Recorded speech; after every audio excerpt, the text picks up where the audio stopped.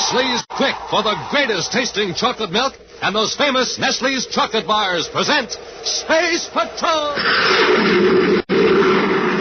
High adventure in the wild, vast reaches of space. Missions of daring in the name of interplanetary justice. Travel into the future with Buzz Corey, Commander-in-Chief of the Space Patrol! In today's transcribed Space Patrol adventure, Buzz and Happy are in their spacesuits advancing across the rocky surface of the planet Mercury toward the hideout of an escaped criminal. Hold it, Happy. Something moved up there ahead of us. It looked like an animal of some kind. An animal on Mercury? That's right. Well, whatever it is, there's another one. Hap, they're small robots. Castro is probably using them to observe us. They look like turtles, except that they move a lot faster. You go back a few hundred yards and figure out another plan of action. Hap, look behind us. We're surrounded by them. Yes, sir. Oh, my leg! Some kind of weapon. They're shooting pain rays right through our spacesuits. They're closing in on us, dozens of them. Commander, I can't move. We'll return in just a moment with today's exciting Space Patrol adventure, the super brain of Volmer Castro. Say, Captain Toofell, will you settle an argument for me and the gang? I'll sure try, Tony. What's the trouble? Well, sir, we're all fighting over which Nestle's chocolate bar is the best. Katie says the milk chocolate. Joey votes for the almond bar. But I say Crunch is the greatest. What do you think? Well, now, Tony, that is a tough one. Because as everybody knows, Nestle's makes the very best chocolate, no matter which bar you favor. There's nothing as smooth and creamy as a Nestle's milk chocolate bar in the red and white wrapper. And the Nestle almond bar in the blue and white wrapper is the same rich chocolate loaded with fresh toasted almonds. How about my favorite, Crunch? I was coming to that. Nestle's Crunch is the really different chocolate bar with a mystery, crunchy consistency that gets crisper with every bite. It's really out of this world. But which one do you really think is best? Best? Why, any Nestle's bar is best, Tony. There's never any argument about that. So, gang, when you want the best in chocolate bars, you want Nestle's. You know what Commander Corey says? He says Nestle bars are tops in our ration because they have all the rich milk and sugar it takes to speed up your jets and give you extra rocket energy. But, Captain, you still haven't settled our argument. Well, tell you what, Tony, why don't you take this handful of Nestle's bars to the gang and tell them there's no use arguing. Just remember, Nestles. Nestle's makes the very best chocolate. And now, today's Space Patrol adventure, the super brain of Volmer Castro. For nearly an hour, Commander Corey and Cadet Happy have listened spellbound to Dr. Ernest Blake as the great authority on the human mind describes his new invention, the cerebrascope. Dr. Blake, a member of the clinical consulting staff of the Criminal Rehabilitation Center on the planet Mars, has made a special space flight to Terra to report his recent discoveries to Commander Corey. As I understand it, Dr. Blake, your cerebrascope can actually increase or amplify intelligence. Yes, Commander.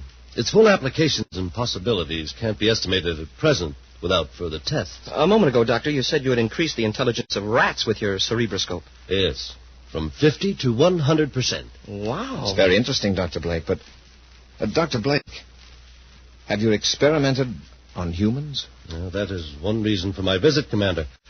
I want official permission to test the cerebrascope on volunteers in the Criminal Rehabilitation Center. You mean on those eligible to be discharged as cured? Naturally. It might be dangerous to increase the mental powers of those who still have criminal tendencies. Just how dangerous, no one can say. I don't believe you've answered my question, Doctor. Have you experimented on humans? I made one test. Or rather, my assistant did. Who was the subject? I was. What were the results? Before the experiment, I took several intelligence tests under supervision of my assistant. After just 5 minutes of cerebrascope radiations, I repeated those tests along with similar tests. Commander, my score was more than 40% higher. Smoking rockets. And you're now more intelligent than you were before. Perhaps. But I don't know how permanent the effects are or in how many areas of intellect the radiations are effective. That's why I want to make more tests on others. Dr. Blake, I'd like to look into this matter a little further before I make a recommendation. Well, could you come to the Rehabilitation Center and examine the cerebrascope? I'd like to very much, Doctor, but I can't get away for at least 2 days. Well, I have some business here on Terra that will keep me here that long. Suppose I contact you day after tomorrow. Fine, Doctor. We'll see you then. A short distance from Lowell City on the planet Mars is the Criminal Rehabilitation Center. Here, one of the latest arrivals, Volmer Castro, is undergoing initial processing. He sits silently as the official interviewer, Rhoda Nixon, gives him routine instructions. In this first test, a series of questions will be flashed on the screen. Break it off, Rhoda. Break it off. Your attendants are gone. Well, just to be safe, Mr. Castro, I think we'd better proceed with a regular test. Look, I offered to let you use that cerebrascope on me in return for a chance to escape. The quicker you give me that treatment, the sooner I can figure a way to get out of here. I know, but we can't make it obvious that I'm helping you escape. I'm taking enough chances as it is. I'll cover you, Rhoda. You'll make it look as though I forced you to help me. Well, then at least take part of the test. We've got plenty of time. The attendants won't be back for 3 hours. How long does the cerebrascope treatment take? I'm going to give you 15 minutes of radiation. And that'll make me the smartest operator in the solar system, huh? Well, I can't promise that, but your brain will be at least twice as efficient as it is now. Shall we get on with the test? All right. A few hours later, in Space Patrol headquarters on Terra, Commander Corey gives Cadet Happy some astonishing news. I don't know the full details yet, Happy, but Volmer Castro escaped from the rehab center. Smoking rockets. How did he manage that? That's the big mystery, Hap. It's almost as though he had the cooperation of the whole staff, yet we know that's impossible. Commander, is it true about Castro? Is that why you sent for me? Yes, Dr. Blake, it's true. I can't believe it. No one has ever escaped from that Martian center. I haven't pieced the story together yet, Doctor, but somehow Castro managed to deceive several key members of the staff. He literally walked out, or rather drove out in a surface car, and no one raised a hand to stop him. I've had a strange premonition all morning, Commander. A strong feeling that something was wrong at the center. Since I took that cerebrascope treatment, my mind seems sensitive to thoughts of others. He must have had help to escape like that. Such a thing is unthinkable. Our staff is thoroughly reliable. I know, and they're experienced in dealing with clever criminals. This had to happen while I was away. I haven't told you the worst part of it, Doctor. Your assistant, Rhoda Nixon, disappeared with Castro. What? And your cerebrascope is missing. No. It's true. Hey, the cerebrascope. Say, wait a minute. Maybe that's the explanation. How about it, Doctor? Could your device make a super-intelligent crook out of an ordinary swindler? I can't say for certain. But I am afraid it's possible. Well, still, how would Castro have known about the cerebrascope? And who would he get to give him the treatment? That's what we're going to find out. Let's get to the spaceport and blast off for Mars. An All Planets alert has given every Space Patrol agent a description of Volmer Castro and Dr. Blake's missing assistant, Rhoda Nixon. At this moment, the escaped criminal sits calmly in a small apartment in Lowell City, Mars, while Rhoda Nixon nervously but expertly checks a series of test forms. Haven't you finished yet, Rhoda? Oh, yes, but I was just rechecking. Why waste time? You know as well as I do that the answer tabulating system is foolproof. These results are unbelievable. Fantastic. Then I am a genius, is that it? It's frightening. Your score is 28 points higher than the previous top rating. Is that so? And who is the ex-champion? Professor Maxwell Huxley, a descendant of a long line of geniuses. So I topped old Huxley, huh? Well, not in the matter of actual information, of course, but in intellectual potential, you're far superior. Naturally. So the cerebrascope made me an all-around genius. No. In moral values, the sense of right and wrong, you're still subnormal. Well, Mr. Castro, we've completed the agreement, so I'll be going. You'll remain with me. I may have further use for you. I don't want any money from you, Mr. Castro, and I promise I won't go to the Space Patrol. Just let me go. You might as well stop begging, Rhoda. Your pleading has absolutely no effect upon me, except to irritate me. I don't trust you, Miss Nixon, and I have good reason not to. Well, what do you mean? Didn't I help you escape? You had no intention of keeping that promise, Rhoda. You merely wanted a human guinea pig for an experiment.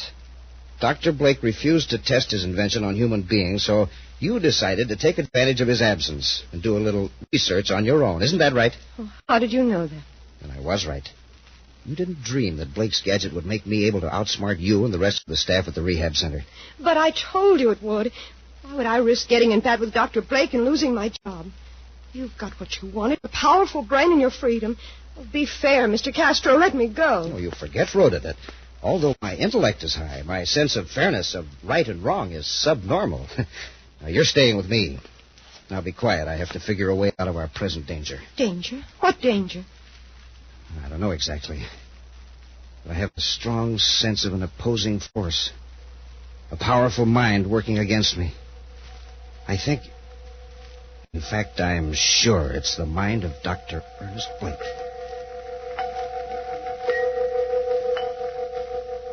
Elsewhere at the Terra spaceport, Commander Corey and Cadet Happy are ready to blast off for Mars. With them in the control compartment of the Terra 5 is Dr. Blake. Instrument check completed, Commander. Good. Dr. Blake will blast off as soon as we get the go-ahead from Space Control. Just relax. There's something I should have told you before, Commander. I don't think there's any doubt that my assistant, Rhoda Nixon, is responsible for Castro's escape.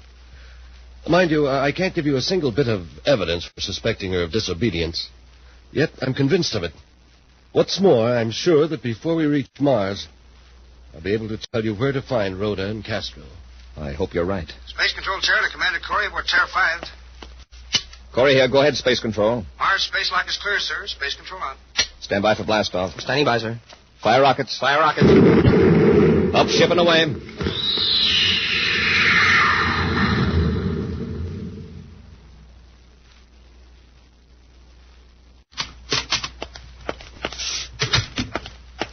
Come on, Rhoda. Let's get out of here. Space Patrol must be looking for us everywhere. For all we know, there may be agents out in the street right now. There aren't. Our main source of danger is coming toward us now, from Terra. How do you know? Don't ask questions. I know a place on Mercury where we'll be perfectly safe.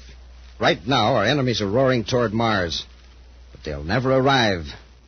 They will destroy themselves out in space.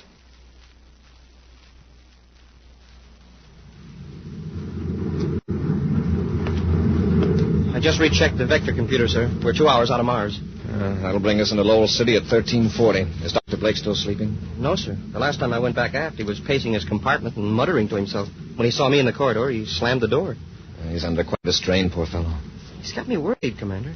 How can he be so positive that Castro's in Lowell City? I think he knows a lot more about this escape than he lets on. You'll find out how much he knows before very long. You're not going to find out anything, Commander. I've got a blast gun here. Do what I tell you, or I'll use it. Dr. Blake, this is hardly the time for a joke. This is no joke, Corey. You're planning to hold me responsible for Castro's escape. Well, you're not going to hold me up to disgrace. Change vector. Dr. Blake, I don't know what you're talking about. Do what I tell you, or I'll blast both of you. We'll return to Space Patrol in just a moment. Come and get it! Hey, all you rocket jockeys, I've got something new and sensational to tell you about today. I mean Nestle's Quick, the greatest way to make chocolate milk you ever tasted. Quick makes the richest, most chocolatey, most delicious chocolate milk in all the universe. It's the same wonderful flavor as Nestle chocolate bars. Oh, just think if drinking milk would taste like that. Jumpin' Jupiter. And Space Patrollers, Nestle's Quick is just as quick and easy to make as it is delicious. You can fix yourself a tall, frosty glass of Quick in no time, anytime. Now, here's all you do. Pour out your glass of milk and then add 2 spoonfuls of Quick powder. Yes, sir, you heard me. First, you pour in the milk, and then you put in the Quick. Nestle's designed Quick to mix in a flash. It's never messy to make, and you don't have to beat it or shake it in special containers. And that special Nestle's chocolate flavor won't settle at the bottom or stick to the sides. No, sir. Quick is real chocolatey from the first sip to the last swallow. And Mom will be real pleased to know that Quick is fortified with vitamin D, just what you need for strong, healthy bones. And believe me, when Mom sees how you drink up every drop of your milk, she'll be glad to get Nestle's Quick all the time. Now, gang, here's how to get the official chocolate milk maker for all Space Patrollers. Ask Mom to bring home the big brown and yellow can of Nestle's Quick. That's Q-U-I-K, Quick. And then the happiest sound at your house will be the one that means great chocolate milk. That's the Quick call. Like this. Come and get it! Nestle's Quick! And now, back to our Space Patrol adventure, the super brain of Volmer Castro. Commander Corey and Cadet Happy are aboard the Terra 5, heading for the planet Mars with Dr. Ernest Blake, inventor of the cerebrascope, a device that vastly increases the efficiency of the brain. Through the use of this invention, Volmer Castro was able to outwit the staff of the Martian Criminal Rehabilitation Center and escape, taking Dr. Blake's assistant, Rhoda Nixon, with him. For some unaccountable reason, Dr. Blake is attempting to force Buzz to change the vector of the Terra 5. I'm warning you, Corey. Don't turn around or I'll blast you. Okay, Doctor, you name it. Where do we go? Let's see. Drop the gun, Doctor. I said drop it. There. It's okay, Commander. I've got him. Nice work, Happy. I'll admit you had me worried when you jumped him. Take a look at the gun, Commander. Oh, he was bluffing. It's a ray gun. Yes, sir. If it was a blaster, I wouldn't have dared risk it.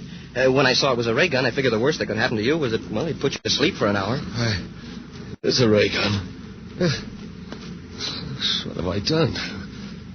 What have I done? You haven't done anything, fortunately. But just what were you trying to do, Doctor? I don't know. I must have lost my mind. Something made me do it, Commander. Some powerful force took control of me. Castro. Castro? Yes. I know he's used the cerebrascope now. I know it. And you think he forced you to attack us? There's no doubt about it. My behavior a moment ago, it couldn't possibly have benefited me. But it could benefit Castro. I tell you, I thought that ray gun was a blaster. It's hard to believe that Castro could control your mind from a distance, yet he seems to have deceived and controlled the staff at the rehab center. Yeah, there must be a lot more to this cerebrascope of yours than you told us, Doctor. There's a lot about the human mind that we don't know. I tell you, Commander, Volmer Castro's mind is powerful enough to send a spark across space to my mind. And perhaps you're sending a spark to his. But not as strong.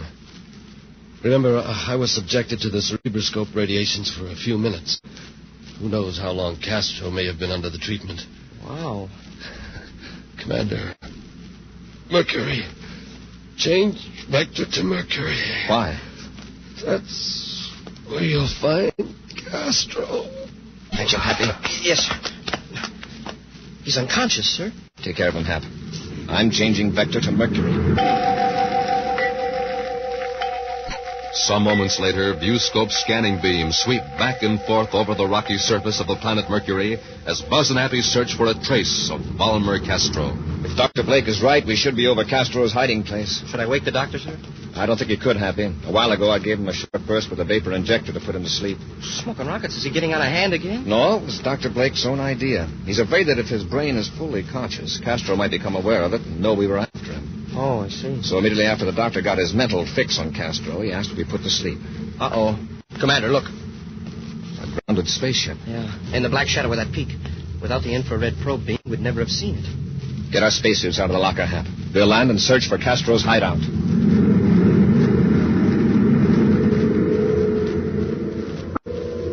Under the sun-baked rock of Mercury, Volmer Castro relaxes in one of the cool, comfortably furnished chambers of his hideout. His captive, Rhoda Nexon, paces the floor nervously. Rhoda, sit down. Take it easy. I don't like this place. How long are you going to keep me here? Really, you could be in a far worse place. Even if it is underground, it's well lighted, with its own independent air-producing system. And I've set aside a room for your private use. Look at you, Castro. You fancy yourself a master criminal, and yet you're living underground like a mole, hiding. Well, that's only temporary. In time, I shall be able to go and come as I please. Suppose the Space Patrol finds your hideout. You're trapped. I'm not defenseless, Rhoda. I have a corps of alert and well-armed sentries guarding this place. I haven't seen a living soul here. That's right. I didn't say the sentries were living.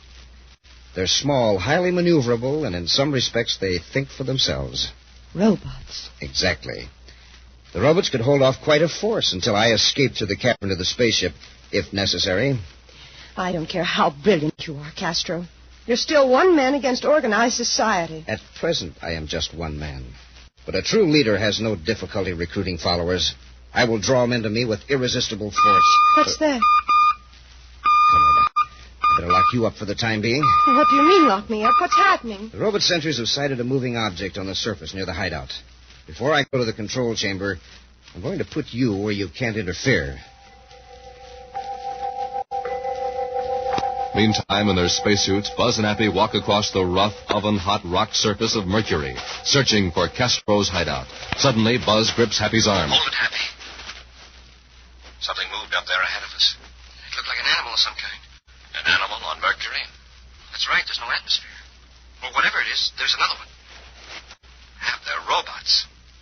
Castro is probably using them to observe us. They look like turtles, except they move a lot faster. We'll go back a few hundred yards and figure out another plan of action. Hap, look behind us. We're surrounded by them. Yes, sir. Oh, my leg. There's some kind of weapon. They're shooting pain rays right through our spacesuits. They're closing in on us. Dozens of them. But they've stopped now. It's almost as though they were watching us. They are, and so am I. It's Volmer Castro, I believe.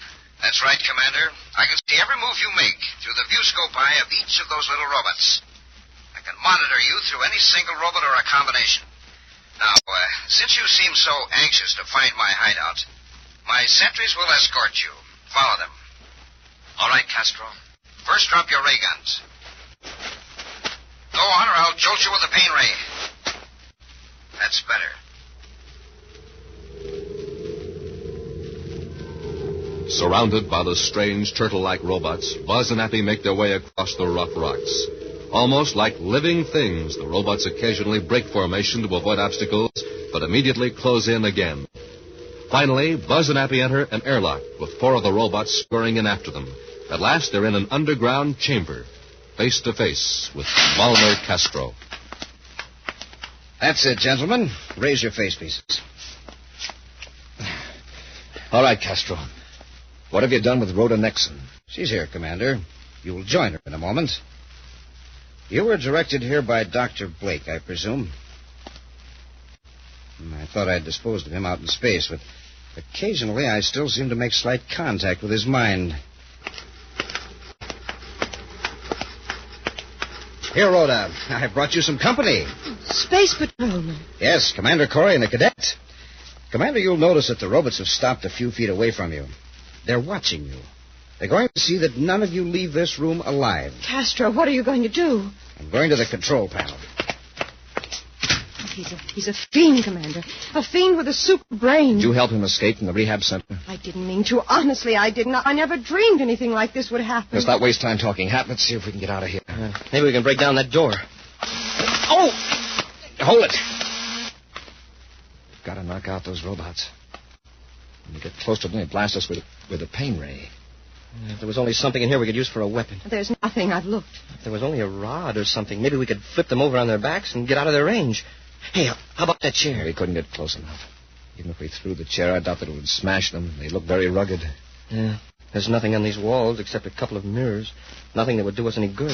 Oh. I'm at the robot control panel now, Corey. I'm gradually increasing the strength of the pain rays. In a few moments, you'll all suffer unendurable agony. You can't avoid the robots. Wherever you move, they'll follow you. Even when I'm on my way to my spaceship, the robots will continue their work. I can't stand it. Commander, she's fainted. The girl is fortunate. I'm leaving now, Commander, with Blake's cerebrascope. I can't bear to watch people suffer. Dirty rat. We can't fight those robots. But maybe we can trick them. Oh. Notice they avoid each other. It's a built-in reaction to keep them from getting in each other's way. Yeah, well, that doesn't do us much good. We're not robots. No, but maybe we can make these gadgets think we are. Huh? The mirrors. We'll each take one from the wall. Hap, hurry. Yes, sir. Hold the mirror close to the floor, Hap. Now, watch out. Don't drop it. Oh, the pain is so bad I can hardly control myself. Hurry, Hap. Hold the mirror so the robot's electric eye will see its own reflection. Like this. Commander, it's working. They're turning away from us. They act like they're going mad. Yeah, they're whirling around like crazy. Move them away from the door. That's it. Wow, are they confused? Keep them that way while I try to break down the door. Here, take this other mirror. Yes, sir. Keep them at bay. Got it, Hap. Keep the robots off while I carry the girl out. Okay, Commander. I've got them under control. All right, Hap. I've got Rhoda. Hang on to those mirrors and back toward the door. Yes, sir. They're following us, Commander. I don't think that broken door will hold them, but the mirrors will. Hap, as you back out of the room, put that chair in front of the doorway and prop the mirrors against it. Okay, Commander. Hey, it's holding them, sir. They won't come any closer than 3 feet from the mirror. Let's find a spacesuit for Rhoda and get her to the ship. Well, what about Castro and those other robots outside? We'll smash the robot control panel. Then we've got to get to Terra 5 before Castro tries to blast it from his ship. Moments later, Buzz and Appy get Rhoda Nexon aboard the Terra 5, where the now fully conscious Dr. Blake is anxiously waiting for them. Doctor, take care of Rhoda. Get her out of that spacesuit. Yes, Commander. Is she all right? She's coming around. I saw that ship blast off, Commander, about 5 minutes ago. It was Castro. You're lucky, Doctor. If Castro had any space weapons aboard, he'd have blasted this ship for sure. Happy, prepare the ship for blastoff. Yes, sir. My cerebrascope.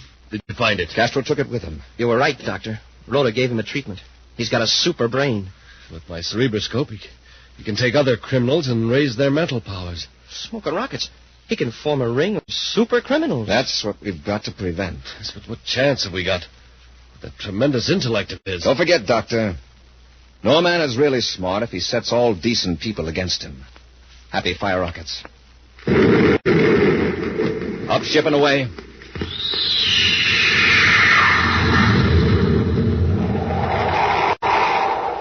In just a moment, an action preview of next week's exciting Space Patrol adventure. Brought to you by Rice Chex and Wheat Chex, the bite-sized cereals in the red and white checkerboard packages. Say, did you ever take a taste test, Space Patrollers? Well, man, oh man, it sure is fun when it's Chex you're taste testing. How do I know? Well, I just took one. First, I tested them with sugar and cream. Super keen taste. Then I added fruit. Super neat taste. Next, I tried them right out of the red and white checkerboard package. That was a snack test. And Chex, rice or wheat for snacks can't be beat. Yes, sir, gang, I rate Chex tops for taste. You'll rate them tops, too. Next, I tried them for size. Bite size is the just right size. Just right for your spoon. Just right for delicious, easy eating. Chex, rice, or wheat, tops for size. You bet. And as for get up and go, gang, have yourself a good, nourishing breakfast with Rice Chex or Wheat Chex, and you'll be rated tops for get up and go. So, Space Patrollers, you take the Rice Chex, Wheat Chex taste test today, and I'm positive you'll agree, Chex rate tops 3 ways. For taste, for size, for get up and go. Rice Chex, Wheat Chex, the cereals with the super swell free Space Patrol trading card inside the red and white checkerboard package. And now, a preview of next week's exciting Space Patrol adventure. A saboteur has just escaped from the locked compartment aboard the Terra 5. Now, with ray guns drawn, Buzz and Happy are searching the ship. He still must have that special spacesuit on, sir. At least it wasn't in the compartment. How did he get out? Smashed the door. Rough customer. There he is. After him, Hap. Halt where you are, I'll fire. He's heading for the weapons compartment. This'll stop him. Wow, that ray gun never even phased him. It's that suit. He's completely shielded. Come on, we'll have to tackle him. He's in the compartment with all those weapons. All right, Alcorn, come out of there. Have it get me. And you better have something better than a ray gun, because I can drop you if you take another step. Be sure to join us next week for the thrilling story, The Test of the XK-3. Space Patrol, created by Mike Moser, starring Ed Kemmer as Commander Corey and Len Osborne as Cadet Happy, was written by Lou Houston. Produced and directed by Larry Robertson, executive producer Mike Devery. Other players were Norman Jolly, Virginia Hewitt, Ken Mayer, and Anthony Sides. Dick Tufel speaking. Now, don't forget to tune in next Saturday and every Saturday for the new, exciting Space Patrol. Space Patrol was brought to you today by Nestle's Quick for the greatest tasting chocolate milk and those famous Nestle's chocolate bars. Be sure to see another exciting Space Patrol program on your local ABC television station. Consult your local paper for time and channel. This program is broadcast to our armed forces overseas through the worldwide facilities of the Armed Forces Radio Service. Space Patrol came to you transcribed from Hollywood. This is ABC Radio Network.